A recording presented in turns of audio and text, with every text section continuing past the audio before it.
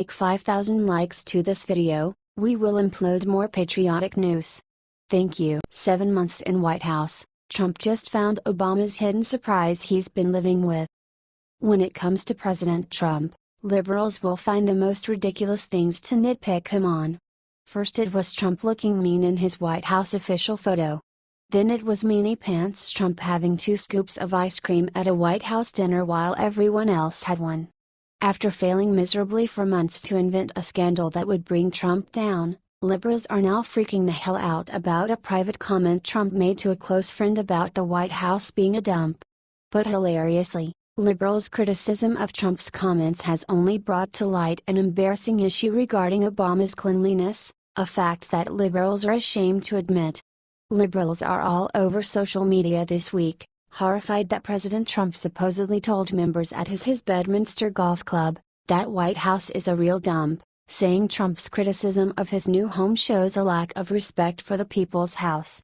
The Huffington Post reported that White House is a real dump, Trump reportedly told members of his Trump National Golf Course in Bedminster, New Jersey, before teeing off recently. The remark was included in a lengthy golf magazine feature published Tuesday exploring Trump's complicated relationship with the sport. The article also appears in the August 7th issue of Sports Illustrated.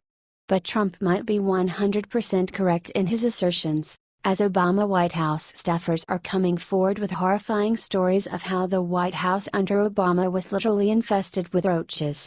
It was the size of a small drone, said Martha Joint-Kumar, professor of political science at Towson University, who led the effort to capture one of Obama's roaches. "I wanted to bag it so that the GSA would know what kind of issue we had," she said. "I chased it. But it got away behind some wiring."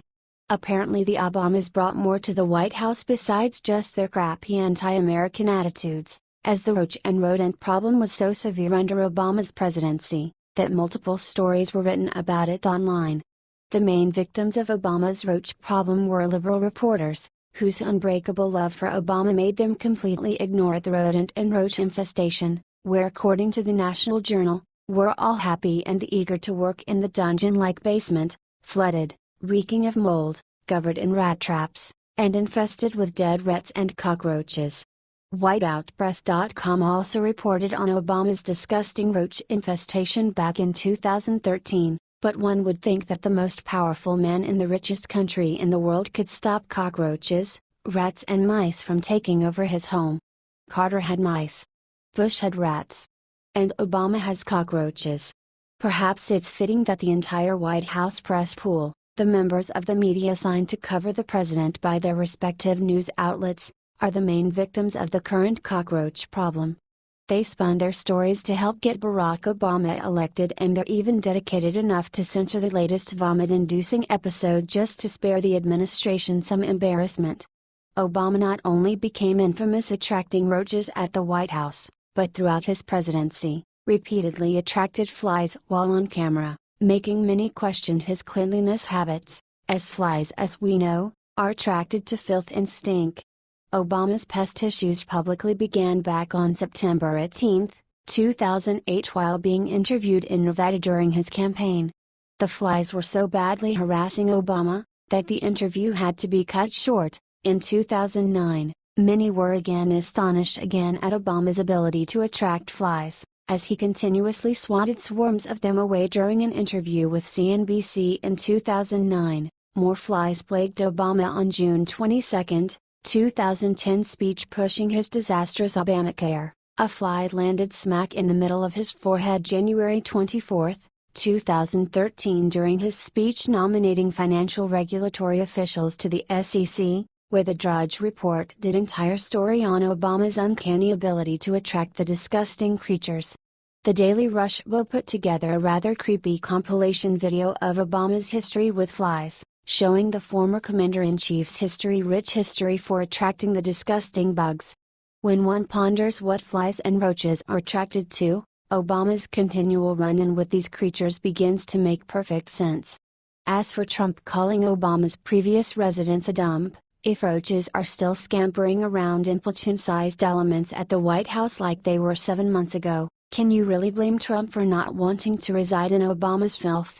H.T., The Blaze, InfoWars, Young Cons, Vanity Fair, Huffington Post.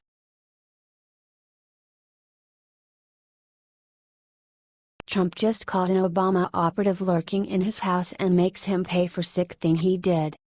It goes without saying that the Obama administration was incredibly corrupt.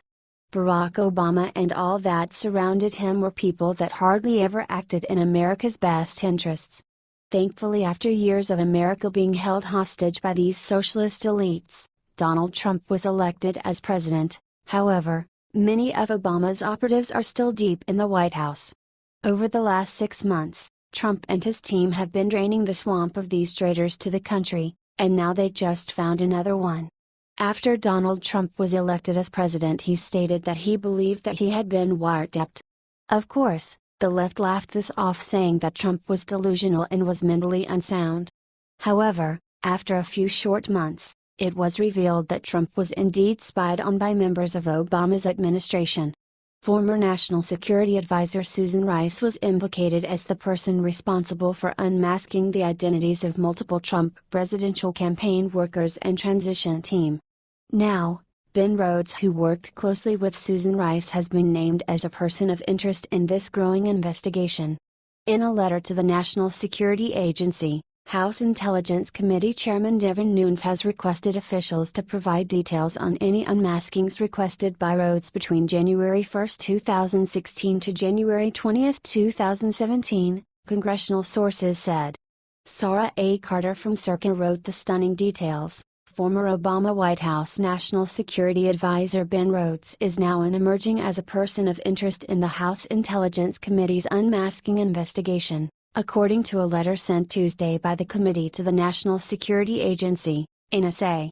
This adds Rhodes to the growing list of top Obama government officials who may have improperly unmasked Americans in communications intercepted overseas by the NSA, Circle has confirmed. The House Intelligence Committee Chairman Devin Nunes, R. California, sent the letter to the National Security Agency requesting the number of unmaskings made by Rhodes from January 1, 2016 to January 20, 2017, according to congressional sources who spoke with Circa. Rhodes, who worked closely with former National Security Advisor Susan Rice and was a former Deputy National Security Advisor for Strategic Communications for President Obama, became a focus of the committee during its review of classified information to assess whether laws were broken regarding NSA-intercepted communications of President Trump, members of his administration and other Americans before and after the election, according to congressional officials. The committee is requesting that the NSA deliver the information on Rhodes by August 21. Former U.S. Ambassador to the United Nations Samantha Power, Rice and former CIA Director John Brennan have all been named in the House Intelligence Committee's investigation into the unmasking of Americans.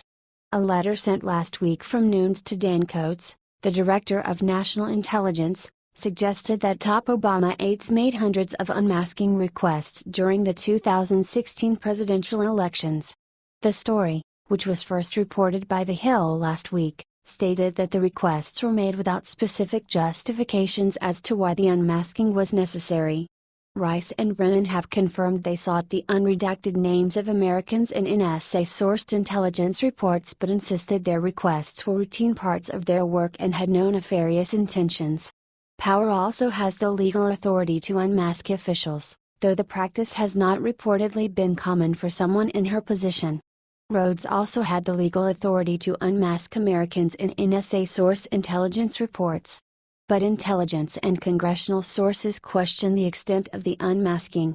If you have not been keeping count, Rhodes is the fourth person from the Obama administration to be officially named a person of interest in this investigation. At this time, the House Intelligence Committee is investigating to see if any laws were broken by Rhodes or anyone else.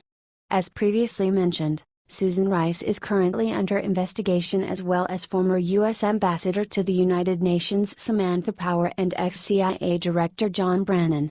Director of National Intelligence Dan Coats wrote a letter last week to Representative Nunes, a California Republican, claiming that the Obama administration had requested hundreds of unmaskings during the contentious 2016 election. Nunes wrote, We have found evidence that current and former government officials had easy access to U.S. person information and that it is possible that they used this information to achieve partisan political purposes, including the selective, anonymous leaking of such information. Now, it is important to note that Rhodes did have the authority as Deputy National Security Advisor to order the unmaskings. However, it does set a dangerous precedent. Private citizens' privacy was clearly violated, and for what is not entirely clear. As Americans, we have the right to our privacy, and also a Fourth Amendment to protect us from unlawful searches and seizures. If the Obama administration had questions about Trump's transition team, there must have been a better way to acquire that information. Though while there are more questions than answers, one thing is abundantly clear. All of the leftover Obama administration holdovers should be fired before more damage can occur. H.T. Gateway.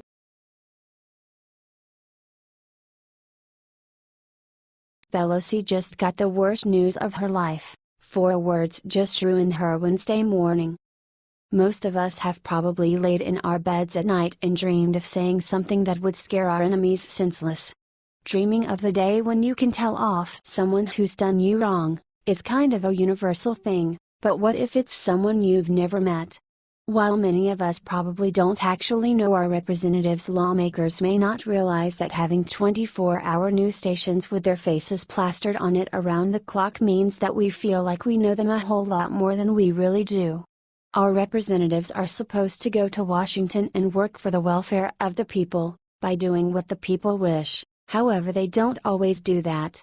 They, many times, decide to do what they see fit instead, angering those who elected them. And as we've noticed in recent months, angry people tend to lash out. Hopefully in a constructive way, but sadly not always. House Minority Leader Nancy Pelosi came in contact with someone who was less than recently, and it didn't go well for her. She was out shaking hand and kissing babies when one guy moved in and told her something very ominous. Here's the transcript and video of how the whole thing transpired. If I were Nancy, I'd be concerned right now. Via the Gateway Pundit, on Tuesday, YouTube channel, Conservative Merkins, posted a video of an unnamed man approaching House Minority Leader Nancy Pelosi in D.C. with an ominous message: "Prison time is coming soon, be ready." Nancy, the man called out as he went to shake Pelosi's hand. "Hi," Nancy said to the man hesitantly. "Prison time is coming soon, be ready." Pelosi appeared shaken by what the man had said to her. As Pelosi scurried away, the man called out to her, "Donald Trump, not much time left." Pelosi chuckled as she caught up with the group of people she was walking with. She may have laughed it off, but those types of encounters can't be fun for her. Worst case scenario, she's worried about people who hate her getting that close to her. Best case, she's got to be ticked off that she's hated that much. Why is she hated, you ask?